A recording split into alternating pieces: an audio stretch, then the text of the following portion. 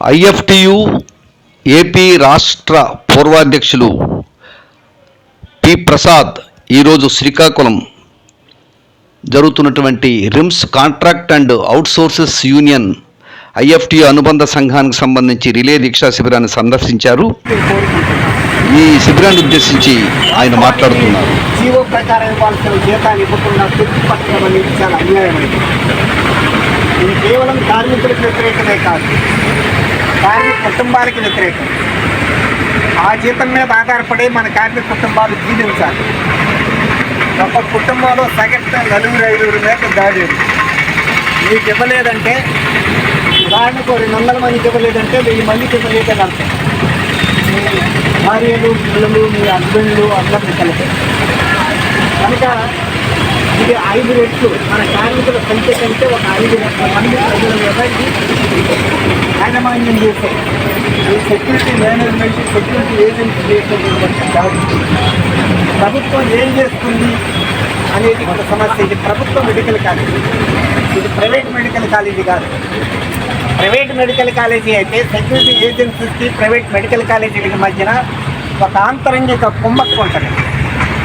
కానీ పబ్లిక్ డబ్బులతో నడిచేటటువంటి government hospital అలాంటి కుమ్మక్కు కావడానికి వీలు లేదు. చట్టరీత్యా, న్యాయరీత్యా, సహజ న్యాయ సూత్రాల రీత్యా కూడా. అందుకని మీరు ఆందోళన కళ్ళు తెరిపిస్తుంది. అది మొత్తం పౌర సమాజాన్ని మేల్కొల్పాలి. పౌర సమాజంతో పాటు ప్రభుత్వ యంత్రాంగం మీద కూడా ప్రభావాన్ని కలిగిస్తుంది.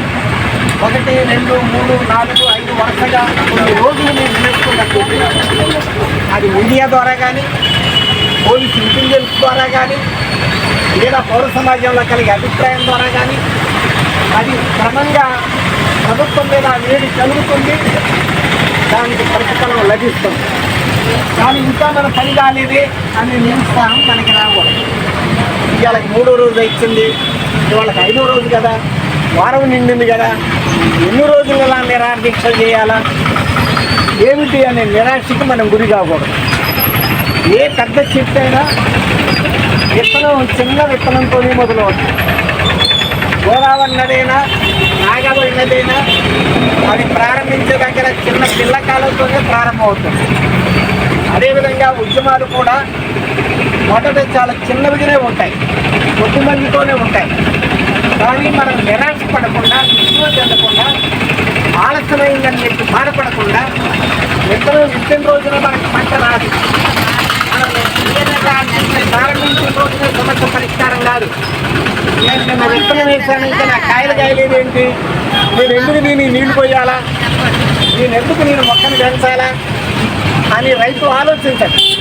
అదేవిధంగా ఉద్యమకారులు, ఉద్యమ సంస్థలు కూడా మనం నిరాదీక్ష ప్రారంభించాం కదా, ఇంకా పని ఎప్పుడు అవుతుంది అని చెప్పి అనుకోకూడదు. రైతు ఎలా అయితే విత్తనం వేసిన తర్వాత మొక్కను పెంచుకోవడానికి అది భూమికైనా, ఆకుకైనా పంటను బట్టి, వరి పంట అయితే 1 రోజులు ఉంటాయి, మొక్కజొన్న అయితే 2 రోజులు ఉంటాయి, గోధుమ అయితే 2 రోజు ఉంటాయి. ఆ రోజుల వరకు ఎలా అయితే రైతు ఎదురు చూస్తాడో మనం కూడా పంట పండేదాకా, అంటే మన సమస్య పరిష్కారం అయ్యేదాకా నిలబడాలి తప్ప నిరుత్సాహపరచకూడదు.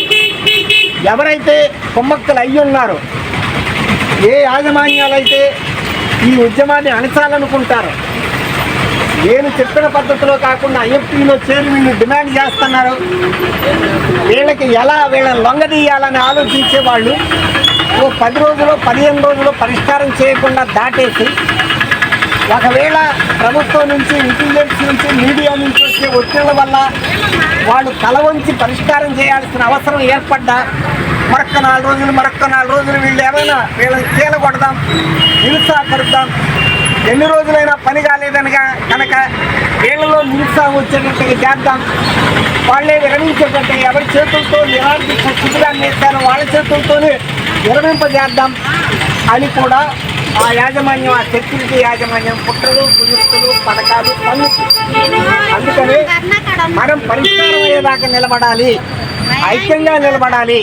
ఇంకా మన వైపు ఎవరైనా రాని వాళ్ళు ఉంటే వాళ్ళని కూడా మనం మార్చుకోవడానికి ప్రయత్నం చేయాలి అనే ఆలోచనతో మనం కొనసాగించండి. ఐఎఫ్టియు అనే సంఘం ఒక విప్లవ అవగాహన కలిగిన కార్మిక సంఘం. అనేక పెద్ద పెద్ద పోరాటాలు నడిపింది, ఉద్యమాలు నడిపింది, చరిత్ర సృష్టించింది. చాలా పెద్ద పెద్ద పెట్టుబడిదారులతో ఢీకొని విజయాలు సాధించిన చరిత్ర కార్మిక వర్గానికి ఉంది. అలాంటి కార్మిక వర్గానికి నాయకత్వం మన IFTU ఉంది. అందుకని IFTU యాజమాన్యాలతో కాదు, సెక్యూరిటీ యాజమాన్యాలతో కానీ పెట్టుబడిదారులతో కానీ కుమ్మక్కు కాకుండా నిలబడుతుంది. ఖచ్చితంగా మీ పక్షాన మీరు ఐక్యంగా నిలబడటం మీ అవసరం. అది IFTU కోసం కాదు మీరు చేసే పోరాటం, మీ జీవన పరిస్థితుల మెరుగుదల కోసం, మీ కుటుంబాల మెరుగుదల కోసం కనుక ఈ సమస్య మీద మీరు ఐక్యంగా దృఢంగా నిలబడి IFTU నాయకత్వంలో చివరిదాకా నిలబడి విజయాన్ని సాధిస్తారని, అలా సాధించాలని మీ అందరికీ మనస్ఫూర్తిగా కోరుకుంటున్నాం. కార్మికుల ఐక్యత, సమస్య పరిష్కారమైనంత వరకు పోరాడతాం, సమస్య పరిష్కారమైనంత వరకు పోరాడతాం, పోరాడి తీరుతాం, పోరాట మార్గం. IFTU